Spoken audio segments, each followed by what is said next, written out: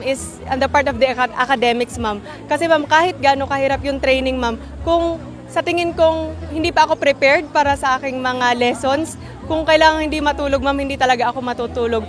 Isa sa mga natutunan ko talaga dito, ma'am, is yung mind over body. Maraming bagay na, maraming oras na mahihirapan ka physically and especially emotionally kasi malayo ka sa pamilya mo, ma'am. Pero kapag may tamang mindset ka, malalampasan mo lahat, ma'am. Kasi naniniwala kaming mga kadete na ang bawat pagsubok, ma'am, natatapos. Kung may mga pinagdadaanan kami dito ng mga kadete, ma'am, lagi lang namin iniisip, this too shall pass, this too shall pass. Sa bagong Pilipinas, ma'am, ang gusto ng kapulisan ay ligtas ang mamamayang Pilipino. And I'm going to reflect on the last 4 years, ma'am, lahat ng pinagdaanan ko, ma'am.